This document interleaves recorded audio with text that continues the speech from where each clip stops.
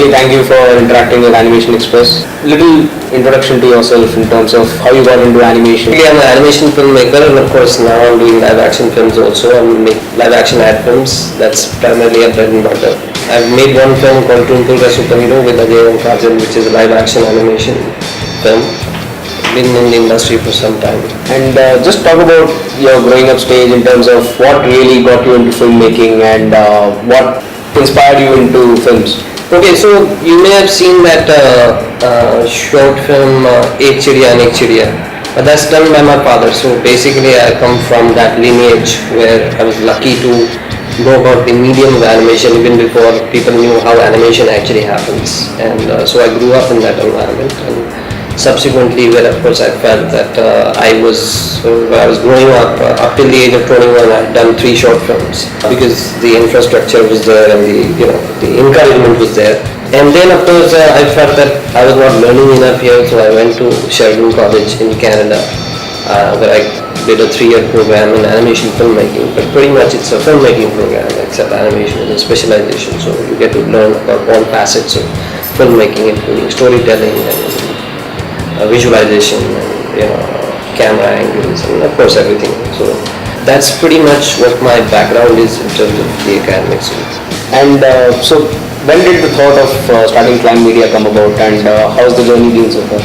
My father was already running a company called Climb Films, and I had branched out separately because I was doing ad films and he didn't want to be in ad films, and so when I came back from Sheridan College, I started what is called 2NZ Animation, which is pronounced as Toons Animation.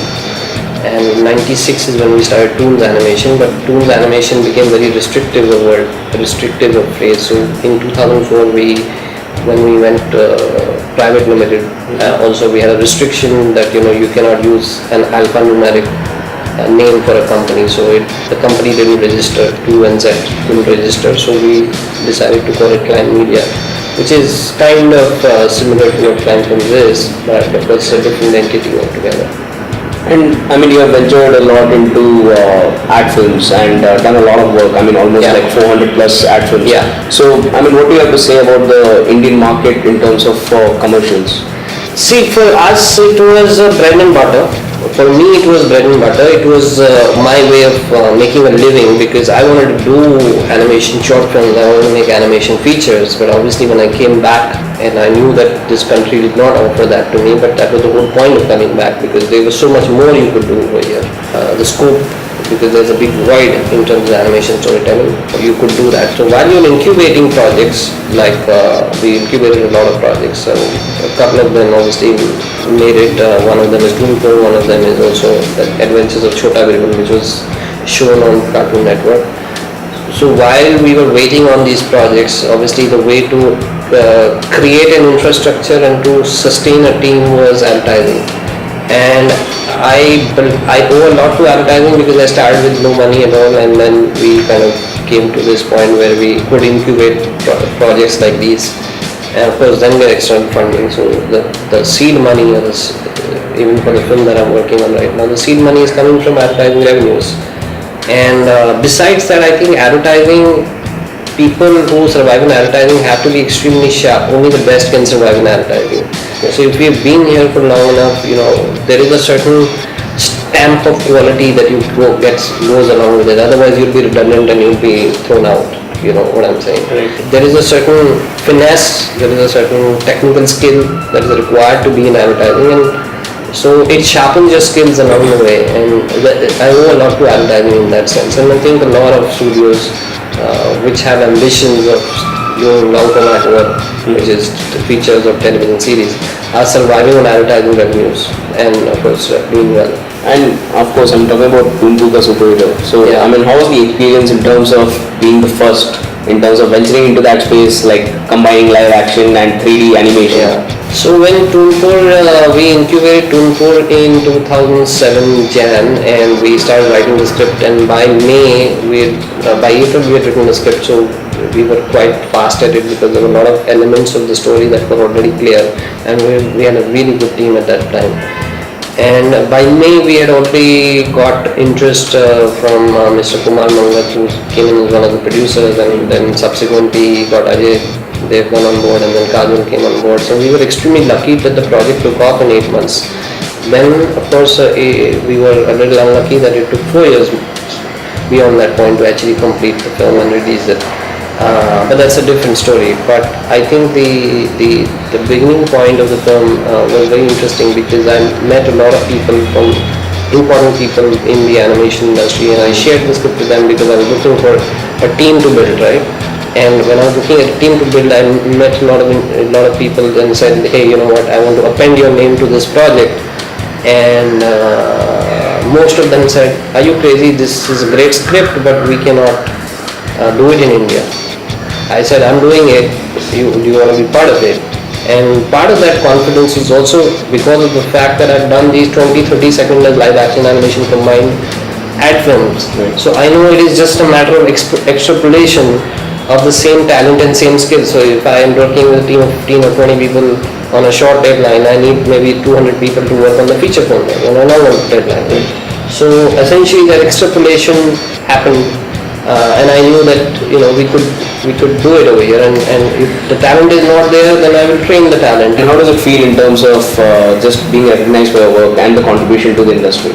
When we started the company in 96, from 96 to 2002, of course, apart from making ad films, I was making a lot of short films, and the objective was to win awards. Doing that, we won 5 national awards, and we won a whole lot of international awards and assorted awards, CGA Technical Excellence Award, and this award and that award.